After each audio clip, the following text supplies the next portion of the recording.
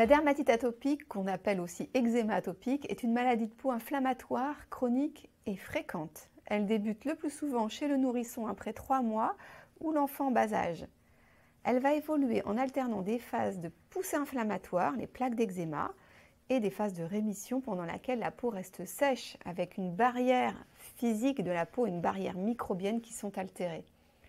L'évolution est souvent favorable pendant l'enfance, mais parfois la maladie peut persister ou récidiver à l'adolescence ou à l'âge adulte.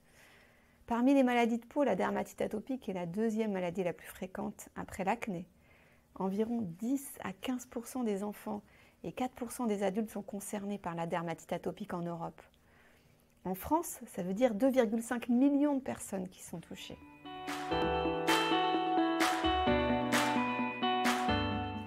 La dermatite atopique se caractérise par des phases de poussée et de rémission. Lors des poussées inflammatoires, on observe des plaques rouges d'eczéma. L'érythème ou les rougeurs peuvent prendre un aspect aussi suintant et croûteux. Chez le nourrisson, ces plaques apparaissent sur les convexités, typiquement sur les joues, les faces externes des bras ou encore sur les cuisses. Alors que chez l'enfant de plus de 2 ans, les plaques vont se situer particulièrement au niveau des plis, les plis des coudes, les creux poplités derrière le genou ou le cou. De manière générale, les lésions apparaissent le plus souvent de manière symétrique.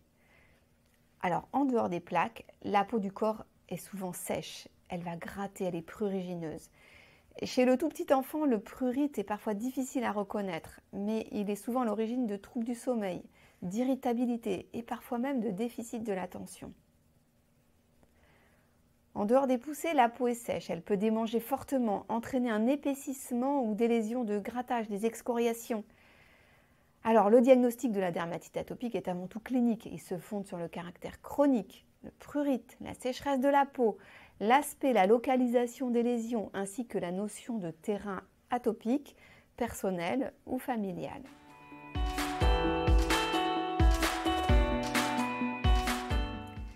L'objectif du traitement est de restaurer la barrière cutanée et de calmer l'inflammation pour améliorer la qualité de vie du patient et de son entourage au long cours. Alors comment? On va d'abord traiter les poussées avec des traitements d'attaque anti-inflammatoires. Et puis il faut prévenir les poussées futures, c'est ce qu'on appelle le traitement d'entretien. Le schéma de prise en charge va dépendre aussi de la sévérité de la dermatite atopique. Pour les dermatites atopiques légères et modérées, le traitement consiste en l'application quotidienne d'un émollient.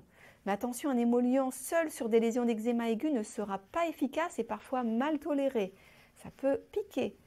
Et il faut aussi l'utilisation d'immunosuppresseurs locaux tels que des dermocorticoïdes ou, dans certaines formes récidivantes, des inhibiteurs de la calcinurine pour traiter les lésions inflammatoires.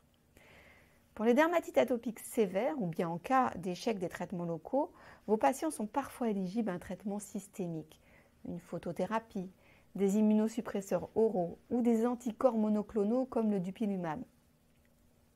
Mais quelle que soit la sévérité de la dermatite atopique, l'utilisation quotidienne d'un émollient est nécessaire pour restaurer cette barrière cutanée et la rendre imperméable aux agressions extérieures.